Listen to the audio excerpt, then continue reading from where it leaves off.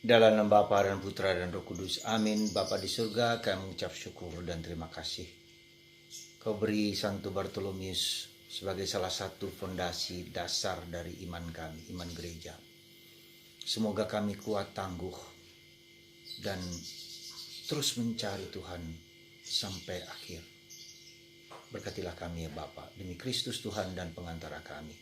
Amin. Para saudara, sekali lagi kita bersyukur sebagai orang Katolik. Kita diberi para rasul. Hari ini Santo Bartolomeus sebagai fondasi, sebagai dasar.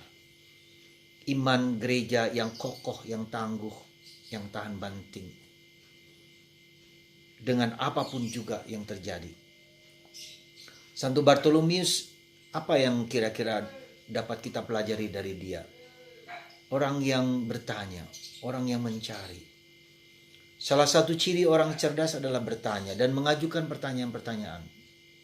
Meski tidak ada jawaban, tapi kemudian jawaban itu dicari dalam pertanyaan, memunculkan pertanyaan baru. Hal yang sama dengan kita, kalau kita ingin menjadi orang Katolik yang tangguh, yang kuat, yang penuh semangat, bertanyalah kepada Yesus. Bertanyalah mengenai Yesus. Bertanyalah di dalam Yesus. Jadi pertanyaan itu dalam kerangka Yesus. Ya. Maka ketika kita bertanya pada Yesus dan apa saja tentang kehidupan kita, Yesus akan menjawab kita dengan berbagai macam cara yang ia jawab, entah lewat orang lain, entah lewat alam semesta.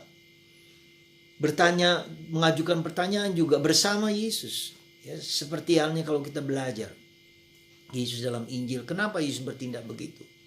Apa yang dilakukan Yesus, kita sepikir sehati dengan Yesus. Jadi sangat penting, salah satu ciri, sekali lagi, ajukanlah pertanyaan.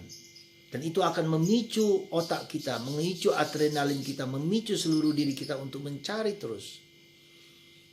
Dan nanti akan mendapat jawaban dan kita akan menjadi cerdas. Ya.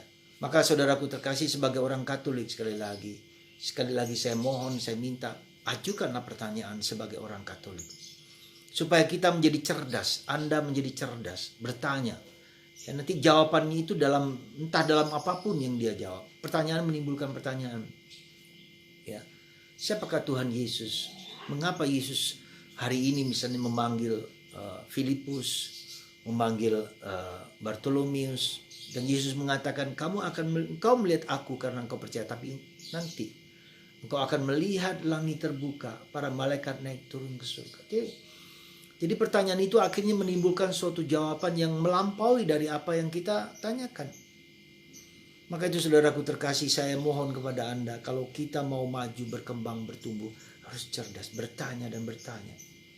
Tidak selalu harus berikan jawaban pada waktu itu, nanti akan mendapat jawaban. Karena pertanyaan menimbulkan pertanyaan, dan itu ciri kecerdasan. Kita sebagai orang Katolik beriman tidak berarti kita mandek, kita diam, kita tidak terima begitu saja. Tidak selalu. Ya. Apa saja yang ada kritis, kita menjadi kritis, pikiran kita menjadi kritis, pikiran kita menjadi aktif. Ya. Ketika aktif, maka kita bisa mengerti, memahami. Ya. Seperti dikatakan bahwa kita ini, kata Paulus, kita ini adalah bukan orang asing, tapi teman sewarga.